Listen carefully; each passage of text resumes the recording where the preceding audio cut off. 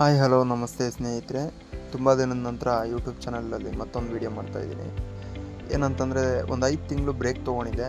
ಅದಾದಮೇಲೆ ಡ್ಯೂಟಿಗೆ ಬಂದಾಗ ಫಸ್ಟ್ ಡೇನೇ ಟೈರು ಪಂಚರ್ ಆಗೋಯಿತು. ಅದೆಲ್ಲ ಹಾಕ್ಸ್ಕೊಂಡು ಡೀಸೆಲ್ ಹಾಕ್ಸಿ ಮತ್ತು ನಾನು ಹೊರಟಿದ್ದು ಕುಮಟಾಗೆ ನಾನು ಹೊರಟಾಗ ಆಲ್ಮೋಸ್ಟ್ 7 ಗಂಟೆ 7:30 ಆಗಿತ್ತು.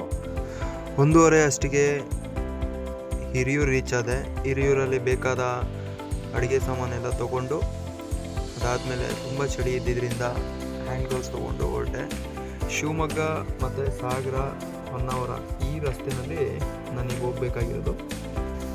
ಆದರೆ ರಾತ್ರಿ ಸರಿಯಾದ ನಿದ್ದೆ ಇದ್ದಿದ್ದ ಕಾರಣ ದುರ್ಗ ದಾಟಿ ಒಂದು 20 ಕಿಲೋಮೀಟ್ರ್ ಆದಮೇಲೆ ಮಲಗಿಬಿಟ್ಟೆ.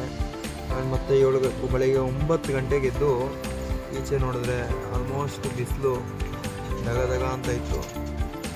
ಸರಿ ಅಂತೇಳಿ ತಿಂಡಿ ಮಾಡಿಕೊಂಡು ಅಲ್ಲಿಂದ ಹೊರಟೆ. ಡೇ ಟೈಮಲ್ಲಿ ಏನೇ ಹೇಳಿ ರಸ್ತೆ ಮಾತ್ರ ಸಾಗಲ್ಲ. ಅದರಲ್ಲೂ ನಮ್ಮ ವೆಹಿಕಲ್ಗಂತೂ ಡೇ ಟೈಮಲ್ಲಿ ಪಾಸ್ ಮಾಡೋದು ತುಂಬ ಕಷ್ಟ ಇದೆ. ಶಿವಮೊಗ್ಗದಲ್ಲಿ ಸಿಕ್ಕಾಪಟ್ಟೆ ಸಿಗ್ನಲ್ಗಳೆಲ್ಲ ಬೀಳ್ತಾ ಇತ್ತು. ಅದೆಲ್ಲ ದಾಟ್ಕೊಂಡು ಅದಾದಮೇಲೆ ನಾನು ಹೊರಟಿದ್ದು ಮತ್ತು ಸಾಗರ. ಮಧ್ಯಾಹ್ನ 2 ಗಂಟೆ ಆಗಿತ್ತು. ನನಗೂ ಹೊಟ್ಟೆ ಹಸ್ತಿತ್ತು, ಹಾಗೆ ಟೈರ್ ಕೂಡ ಹೀಟ್ ಆಗಿತ್ತು. ಏನೇ ಆದರೂ ಊಟ ಆದಮೇಲೆ ಸ್ವಲ್ಪ ರೆಸ್ಟ್ ಬೇಕೇ ಬೇಕು ಅನಿಸುತ್ತೆ. ಏನು ಜಾಸ್ತಿ ಓಡ್ಸೋಕ್ಕಾಗಿಲ್ಲ. ಹತ್ತತ್ರ ಒಂದು 15 ಕಿಲೋಮೀಟ್ರ್ ಓಡಿಸಿ ಮತ್ತೆ ಬ್ರೇಕ್ ತೊಗೊಂಡೆ. ಕಾರಣ ಡೌನ್ ಇತ್ತು. ಡೌನಲ್ಲಿ ಬ್ರೇಕ್ ಲೈನರೆಲ್ಲ ತುಂಬ ಹೀಟ್ ಆಗಿತ್ತು. ಒಳ್ಳೆ ಪರಿಸರದ ಜೊತೆ ಕೋತಿಗಳು ಒಂದು ತಮಾಷೆ ಮಾಡ್ಕೊಂಡಿದ್ವು, ಚೇಷ್ಟೆಗಳು. ಅವನ್ನೆಲ್ಲ ನೋಡ್ಕೊಂಡು ಒಂದಷ್ಟೊತ್ತು ಟೈಮ್ ಸ್ಪೆಂಡ್ ಮಾಡಿದೆ. ಅಲ್ಲಿ ಸುಮಾರು 4:30ಗೆ ನಿಲ್ಲಿಸಿದ್ದು, 6:30ವರೆಗೂ ಅಲ್ಲೇ ಇದ್ದೆ. ನೋಡ್ತಾ ಇರ್ಬೋದು ಎಷ್ಟು ಚಂದ ಕಾಣಿಸ್ತಾ ಇದೆ ಪ್ರಕೃತಿ. ಇದೆಲ್ಲ ಆದಮೇಲೆ ಒಂದಷ್ಟು ಫೋಟೋಗಳು ತೊಗೊಳೋಣ ಅಂತ ಹೇಳ್ಬಿಟ್ಟು ಅಲ್ಲೇ ನಿಂತ್ಕೊಂಡು ಫೋಟೋಗಳೆಲ್ಲ ತೊಗೊಂಡು ಚೂರು ವೀಡಿಯೋ ಮಾಡಿಕೊಂಡು ಮತ್ತು ಹಾಗೆ ಗಾಡೀಲಿ ಕೂತ್ಕೊಂಡಿರ್ಬೇಕಾದ್ರೆ ಒಂದು ಫ್ಯಾಮಿಲಿ ಬಂತು, ಅಪ್ಪ ಮಗ. ಹುಡುಗ ಎಷ್ಟು ಖುಷಿಯಾಗಿ ಅವ್ರ ಅಪ್ಪನ ಫೋಟೋ ತೆಗಿತಾ ಇದ್ದ. ಅದೇ ಟೈಮಲ್ಲಿ ಇನ್ನೊಬ್ರು ಯಾರೋ ಬಂದರು. ಆ ಕೋತಿ ಭಾಳ ಆಟ ಆಡಿಸ್ಬಿಡ್ತು.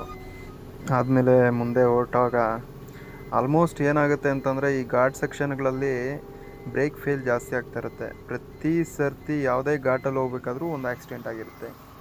ಇದಕ್ಕೆಲ್ಲ ಕಾರಣ ಏನಂತಂದರೆ ಘಾಟಲ್ಲಿ ಡೌನಲ್ಲಿ ಬ್ರೇಕ್ ತುಂಬ ಅಪ್ಲೈ ಮಾಡಿದಾಗ ಡ್ರಮ್ ಎಲ್ಲ ಹೀಟ್ ಆಗುತ್ತೆ. ಅದರಿಂದ ಬ್ರೇಕ್ ಫೇಲ್ ಆಗಿ ಕಂಟ್ರೋಲ್ ಸಿಗಲ್ಲ. ಟರ್ನಿಂಗ್ಗಳಲ್ಲಿ ಏನಾಗುತ್ತೆ, ಸ್ವಲ್ಪ ಹೈಟ್ ಲೋಡ್ ಇರೋದ್ರಿಂದ ಒಂಚೂರು ಹಿಂಗೆ ಬೆಂಡ್ ಆದರೆ ಸಾಕು ಪಲ್ಟಿ ಹೊಡೆಯುತ್ತೆ. ಬಟ್ ಈ ಥರ ಎಲ್ಲ ಆದಾಗ ನಾವೇ ಸ್ವಲ್ಪ ಎಚ್ಚರಿಕೆ ವಹಿಸ್ಕೊಬೇಕು. ಅದಾದಮೇಲೆ ಹಂಗೆ ಹೊರಟೆ. ನೈಟ್ 9:30ಗೆ ನಾನು ಕುಮಟಾ ರೀಚ್ ಆಗಿ ಆ ಗಲ್ಲಿಗಳ ಒಳಗಡೆ ಗಾಡಿ ತೊಗೊಂಡು ಹೊರಟೆ. ರಸ್ತೆ ನೋಡೋಕ್ಕೇನೋ ಚೆನ್ನಾಗಿದೆ, ಬಟ್ ತುಂಬ ಚಿಕ್ಕದು. ನಮ್ಮ ಒಂದು ವೆಹಿಕಲ್ ಹೋಯ್ತು ಅಂದರೆ ಆಪೋಸಿಟ್ ವೆಹಿಕಲ್ಗೆ ಜಾಗ ಸಿಗಲ್ಲ. ಹಂಗಾಗಿ ಆಲ್ಮೋಸ್ಟ್ ನಾವು ನೈಟ್ ಟೈಮಲ್ಲಿ ಈ ಥರ ರಸ್ತೆಗಳಲ್ಲಿ ಪಾಸ್ ಮಾಡಿದ್ರೆ ಯಾರಿಗೂ ಸಮಸ್ಯೆ ಇಲ್ಲ. ಡೇ ಟೈಮಲ್ಲಿ ನಾವೇನಾದ್ರು ಹೋಗ್ತೀರಿ ಅಂತಂದರೆ ಲೋಕಲ್ ಹೆಡ್ಸು ಮತ್ತು ನಮ್ಮ ಮೇಲೆ ಜಗಳಕ್ಕೂ ಬರ್ತಾರೆ, ರೋಡು ಜಾಮ್ ಆಗುತ್ತೆ.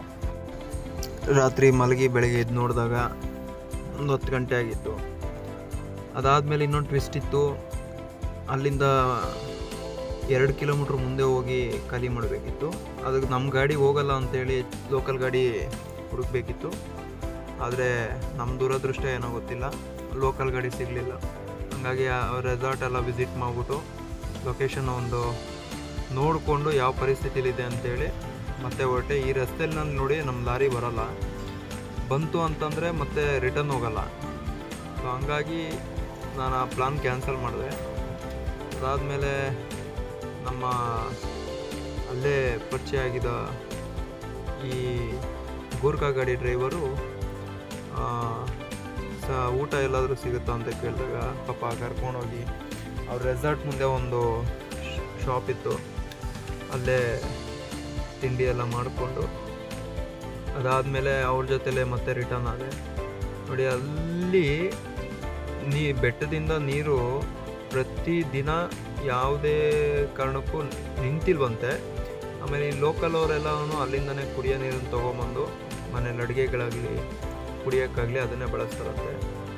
ಹಾಗಾಗಿ ನಾವು ಹೋಗಿ ಅಲ್ಲಿಂದನೇ ನೀರು ತೊಗೊಂಬಂದು ಸುಮಾರು ಅಲ್ಲಿಂದ ಅಲ್ಲಿಗೆ ಅರ್ಧ ಕಿಲೋಮೀಟ್ರ್ ಆಗುತ್ತೆ ಅಲ್ಲ, ನಾವು ಅರ್ಧ ಕಿಲೋಮೀಟ್ರಷ್ಟು ಟ್ರಾವೆಲ್ ಮಾಡಿ ನೀರು ತೊಗೊಂಡೋಗಿ ಮತ್ತು ನಾವು ಗಾಡೀಲಿ ಅಡುಗೆ ಮಾಡಿದ್ವಿ. ಪಾಪ ನಮ್ಮ ಸ್ನೇಹಿತರು ಅವರು ಸಹ ನನಗಿಂತ 2 ಅವರ್ ಮುಂಚೆ ಬಂದು ಅವರು ನಮ್ಮ ಜೊತೆಯಲ್ಲಿ ಆಲ್ಟ್ ಆಗಿದ್ರು. ಅದಾದಮೇಲೆ ಅವತ್ತು ನೈಟ್ ಮುಗೀತು. ಮತ್ತು ಮಾರನೇ ದಿವಸ ಟೀ ಮತ್ತು ಬನ್ಸ್ ತಿಂದ್ಕೊಂಡು ಮತ್ತು ಬೀಚ್ ನೋಡೋಣ ಅಂತೇಳ್ಬಿಟ್ಟು ಮತ್ತೆ ಬಂದ್ವಿ. ಬೀಚು ಒಳ್ಳೆ ವ್ಯೂ ಇದೆ, ಬಟ್ ಬೀಚ್ ಒಳಗಡೆ ಇಳಿಯೋಕ್ಕೆ ಇಷ್ಟ ಆಗಿಲ್ಲ. ಬೀಚ್ ಮೇಲೇ ಒಂದು ವಾಕ್ ಮಾಡೋಣ ಅಂತೇಳಿ ಹಾಗೆ ಒಂದು ವಾಕ್ ಹೋದೆ. ಊರಲ್ಲಿದ್ದರೆ 1000 ಚಿಂತೆ, ಈ ಥರ ಹೊರಗಡೆ ಬಂದಾಗ ಕಣ್ಮುಂದೆ ಏನು ಕಾಣುತ್ತೋ ಅದಷ್ಟೇ ಜೀವನ ಅಂತೇಳ್ಬಿಟ್ಟು ಅರ್ಥ ಆಗುತ್ತೆ. ಅದರಲ್ಲೂ ಈ ಥರ ಒಂದು ವಾಕ್ ಹೋಗ್ಬಿಟ್ರೆ ಒಂಥರ ಏನೋ ಸಮಾಧಾನ ಮನಸ್ಸಿಗೆ. ಅದಾದಮೇಲೆ ಒಂದಷ್ಟು ವೀಡಿಯೋಗಳಾಗಲಿ ಎಲ್ಲ ಮಾಡಿ ಅಲ್ಲೇ ಫ್ರೆಶ್ ಅಪ್ ಆಗಿ ಅಲ್ಲಿಂದ ಮತ್ತೆ ನಾನು ವಾಕ್ ಮಾಡಬೇಕಾದ್ರೆ ಅಲ್ಲಿ ಒಬ್ಬರು ಫಿಶರ್ ಮ್ಯಾನ್ ಕಾಣಿಸಿದ್ರು. ಅದಾದಮೇಲೆ ನದಿಲೊಬ್ಬರು, ಸಮುದ್ರದಲ್ಲೊಬ್ಬರು ಆಲ್ರೆಡಿ ಫಿಶಿಂಗ್ ಮಾಡ್ತಾ ಇರೋದು ಕಾಣಿಸ್ತು. ನಾವು ನೋಡೋಣ ಯಾವ ರೀತಿ ಫಿಶ್ ಎಲ್ಲ ಸಿಕ್ಕಿರ್ತವೆ ಅಂತ ಹೇಳ್ಬಿಟ್ಟು ಅಂದ್ಕೊಂಡೆ, ಬಟ್ ಅವರು ಇನ್ನೂ ಹಿಡಿದು ಬಂದಿರಲಿಲ್ಲ, ದಡಕ್ಕೆ ಯಾರು ಬಂದಿರಲಿಲ್ಲ.